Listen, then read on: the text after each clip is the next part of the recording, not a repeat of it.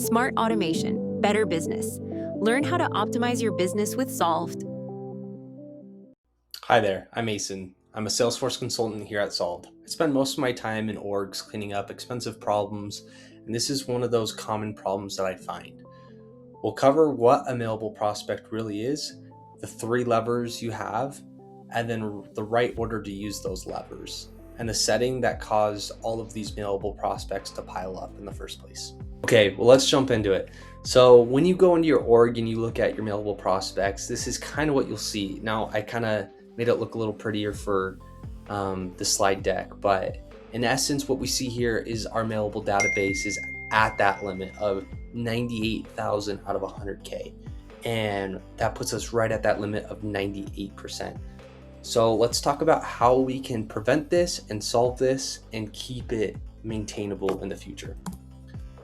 So pretty much here's the whole video on one slide and what we'll be covering.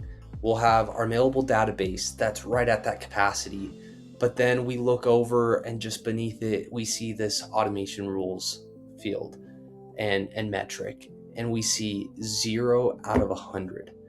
The limit that you're paying for is nearly consumed, and the tool that would have kept it down has never been touched. Now, what most people do when they see that their mailable prospect count is reaching that limit, they instantly start going and deleting and removing and just throwing them away, so that way they can clean up some space. But there are actually better levers that we can use. So let's jump into some better ways on how you can clean up your mailable prospects without just massively deleting everybody. So just a quick little clarification, what I'm talking about in this video is Marketing Cloud account engagement. So Pardot. If your marketing tools live inside Salesforce, if you have prospects instead of contacts, if you've ever opened up Engagement Studio, you're in the right place. Mailable prospects are an account engagement concept, and that's the limit that we're solving. Now, the misconception that costs the most money is that your prospect count and your mailable prospect count are the same number. Your database can hold far more prospects than your limit for mailable prospects allows. So who doesn't count? A prospect with 1 hard bounce may not count, or a prospect with 5 soft bounces, or anyone who's opted out of emails, or anyone flagged do not email. And the last one that I want to bring up is anyone whose mailable status is set to operational emails only. So going back through the list, because it isn't trivia, every time it is a lever. And that's the one, and that last one, the anyone whose mailable status is set to operational emails only, is one that almost nobody really reaches for when it comes to cleaning up their mailable prospects. So here are your 3 options from least destructive to most. Tier 1 is just change the mailable status. The record stays, the active history stays, or the activity history stays. Your sales team sees everything today that they saw yesterday. It just stops counting against your database limit. This should be your first move. And for most people, this is the move that they jump to when it really should be their last resort. Tier 2 is the recycle bin. Prospects in the recycle bin don't count towards your limit, but the record is not fully gone. And I'll come back a little bit later on why that matters. And tier 3 is a hard delete. It's permanent and there's no recovery path. If you take one thing away from this video, it's this. It's just work down this ladder first and don't do the reverse and work up it. So let me go back to that second tier, because this is where most people get burned. A prospect in the recycle bin isn't deleted. There are 3 ways that it can come back onto your account for mailable prospects. And one of them is a user retrieves the record from the bin and they pull back in. Then another one is that the prospect can actually click a link to an email that you sent like 8 months ago and they get pulled back in, or a prospect fills out one of your forms. So when someone asks why the number climbed back up right after you cleaned it up, that's probably your answer. It's not that your cleanup failed, it's just that it reversed. But everything I've described so far is treating a symptom. Let's talk about why your account got there. There's a setting on Salesforce connector that automatically creates a prospect and account engagement every time a lead or contact with an email address is created in Salesforce.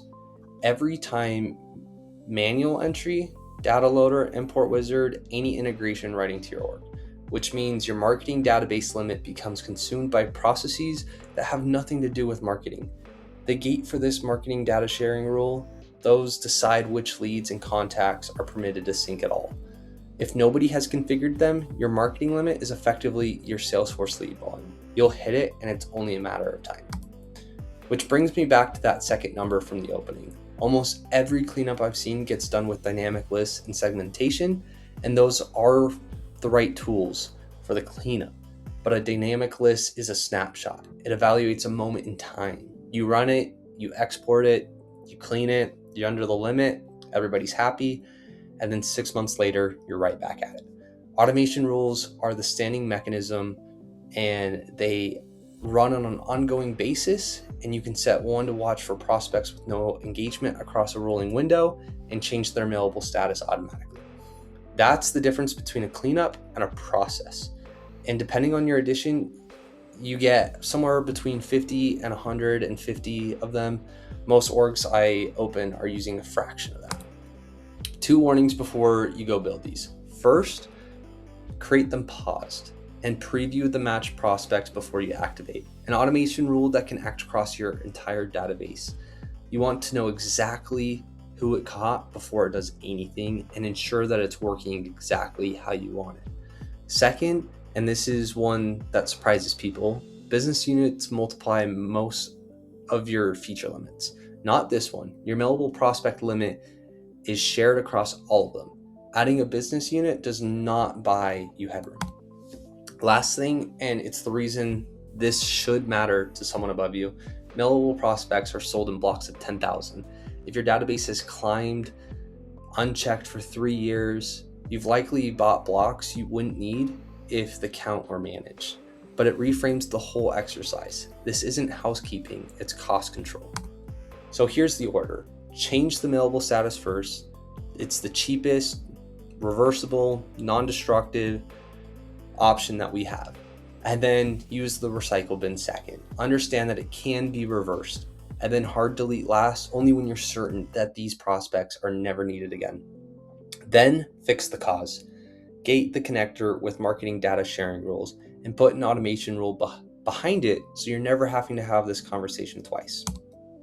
If you want the audit order I use when I open an org that's near limit, it's in the description. And if your usage limits and page looks like that of the first slide, that's a fixable afternoon, not a migration. So please reach out to Solved if you have any questions, and we'd be happy to help. Thank you. Thank you so much for watching. We can't wait to help you automate your business. Please like, comment, or subscribe for more.